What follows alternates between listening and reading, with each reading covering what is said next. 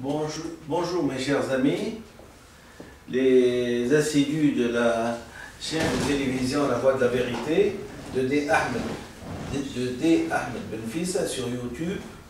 C'est une chaîne qui a commencé à émettre, si j'ose dire, à partir du 8 août 2011 et depuis, à raison de 1200 visiteurs par jour, faites-moi la grâce de les compter tout seul, vous verrez que c'est assez impressionnant comme nombre de spectateurs et nombre d'assidus à cette chaîne. Qu'est-ce que tu veux?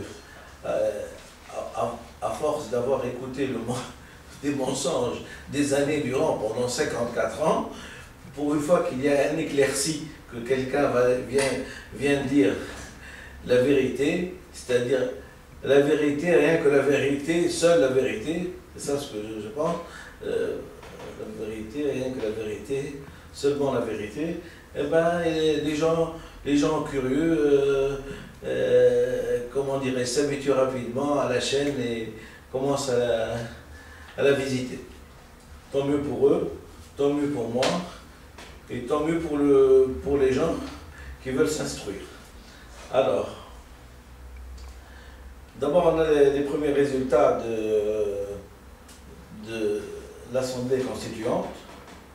Et vous savez que dans une dernière vidéo, je vous ai dit que pour ma part, comme je fais partie du parti de la science, je n'interviens pas dans n'importe quel parti. Et d'abord, je n'interviens pas, et vous le savez, je suis comment dirais-je, l'homme solitaire, l'exilé, hein? L'homme tabou aussi, l'interdit, le sacré. Hein? Donc je n'interviens pas, de façon, d'ailleurs je n'ai aucun moyen d'intervenir, sauf dans la diffusion de mes vidéos. Mais ceci dit, je dois commenter quand même un petit peu les résultats des votes et du scrutin. Mis à part, je pense que c'est des petits phénomènes de petits délinquants qui veulent favoriser par une voix ou deux voix quelqu'un, ou on a distribué de l'argent, tout ça, tout ce qui est illégal, on laisse de côté. Mais on va voir le fond des choses. Alors il y a eu 30% pour Nava et 15%. 15% pourquoi, Malek? Pour le Sibn Jafar et 15% pour Simazo. Donc, et le dernier, le PDP, c'est ça, il n'est pas arrivé à accéder, je pense, à l'Assemblée constituante.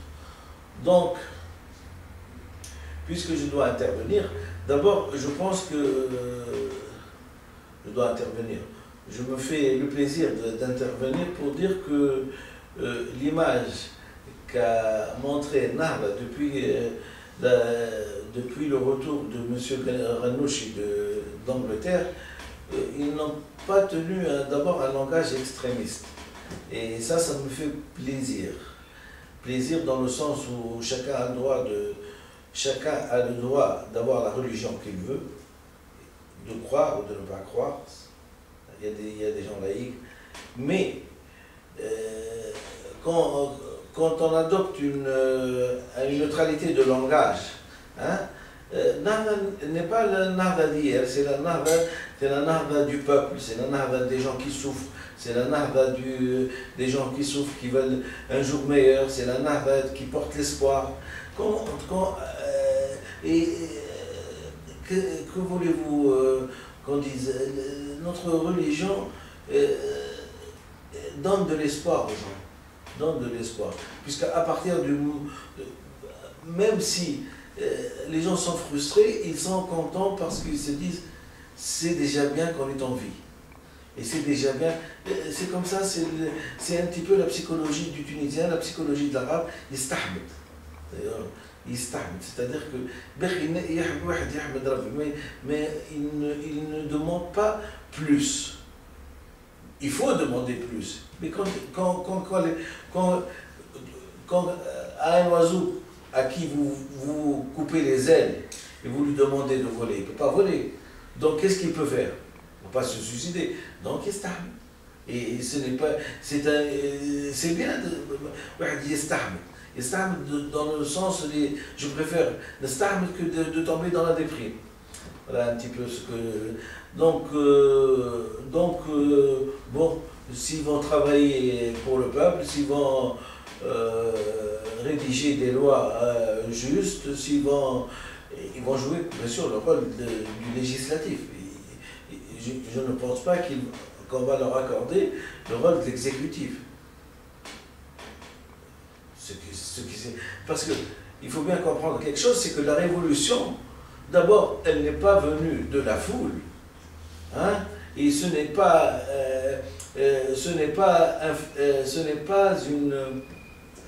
une sécrétion, il y a un projet. C'est ça ce que je veux dire. Et le détenteur du projet, c'est toujours moi, et le détenteur du projet, il est toujours tabou. On a décrété l'espoir, et on n'a pas reconnu l'auteur. On a décrété l'espoir que la révolution va amener, mais on a oublié de citer l'auteur. Et chacun, bien sûr, dans son fond à l'intérieur, aurait bien voulu être l'auteur. Hein? C'était certainement un désir enfantin, hein? D'être l'auteur, d'être le salvateur, d'être l'homme qui a montré la direction. Parce que tous les politiques, leur premier rêve, c'est de diriger. Sinon, ils ne feraient pas de la politique. Chacun irait aller faire du sport, aller au cinéma, mais leur plaisir presque... leur plus grand plaisir, c'est de diriger. Et bien, la révolution est arrivée. Bon, c'est pas nous qui l'avons fait. Mais bon, on va prendre le train en marche et on essaiera de faire avec. Comme on dit, le train a roulé pendant 6 mois, mais sans chauffeur. Hein? Et là, on arrive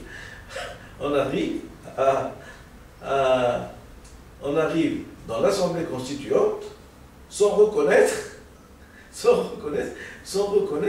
celui qui a déclenché tout dans son projet. Parce que c'est un projet qui a déclenché la révolution. Ce n'est pas un mouvement, je l'ai bien répété, c'est pas un mouvement d'un désaxé ou d'un type déprimé qui intente à sa vie. C'est le projet du docteur Belfils Ahmed, posté à l'ONU le 7 janvier 2007, qui a fatalement amené la révolution. Donc ce projet, il est écrit, hein, il y a une proposition, il y a un problème, probablement comme toute analyse d'un expert, de l'argent. Et non, on a pris le train et on discute, chacun amène une belle idée de chez lui, alors que moi je suis allé dans le fond des choses, quelque chose de fondamental. On règle le fondamental et après on arrivera à l'accessoire. Et l'accessoire, il a attendu depuis 54 ans, il pourra peut-être attendre encore quelques temps. Bien. Mais il ne faut pas contourner la légalité. La légalité, il ne faut pas contourner la légalité. Elle engage des peuples. La légalité engage des peuples. C'est pour ça que je n'ai pas hésité à aller au CPI, Cour pénale internationale.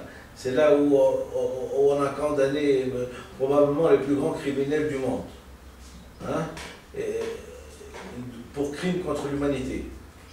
Faites-moi grâce de ne pas citer ces noms-là, parce qu'ils ont certainement rempli déjà beaucoup de journaux, hein, avec leurs photos. Donc, ça, c'est pas notre problème. Nous, notre problème, c'est l'avenir de la Tunisie, vous voyez. C'est l'avenir de la Tunisie. C'est ce qui nous ont fait, d'accord, on ne le pardonne pas, il y a des instances juridiques, mais c'est l'avenir. C'est le petit enfant de Indra, hein, qui ne va pas à l'école, parce que l'école est trop loin. C'est le petit enfant de Sidi, c'est l'adolescent de Sidi Bouzid, qui n'a pas de travail, qui reste dans la rue, à arpenter. c'est le paysan qui a été renvoyé de son travail parce qu'il n'a pas trouvé qui le faire travailler. C'est ça. C'est ça la Tunisie, c'est ça la révolution. Et c'est pour cette population de démunis qu'elle est arrivée, cette population. Alors, restons modestes, demandons la direction, légalisons la direction,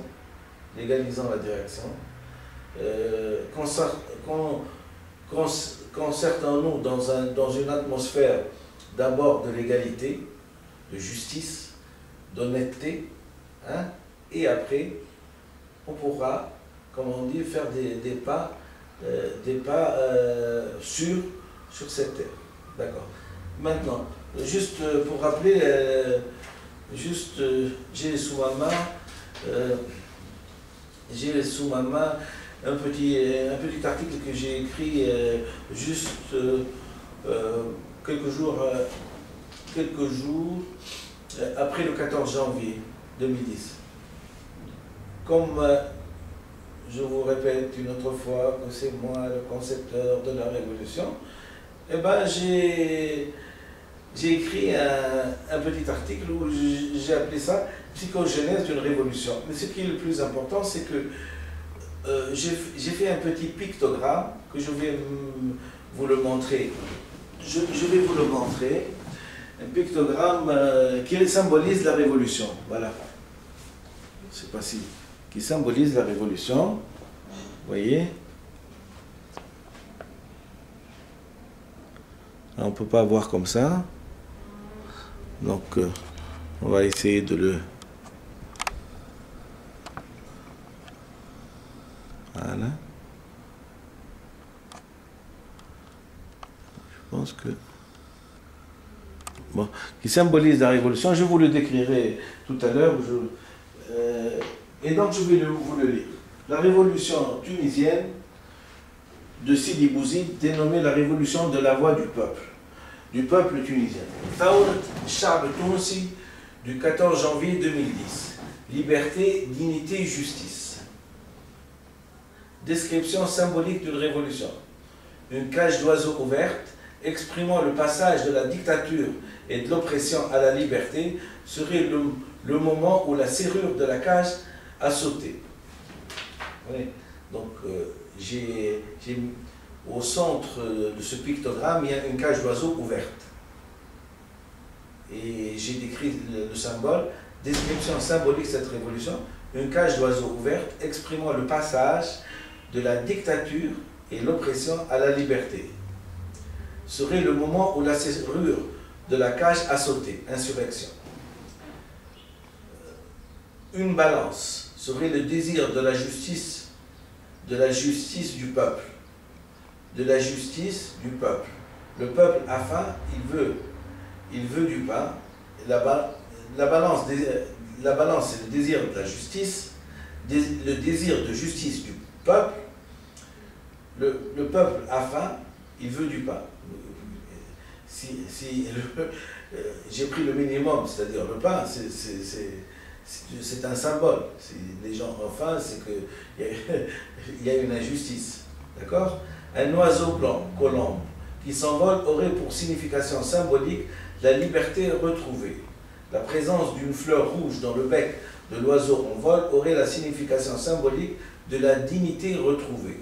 D'accord?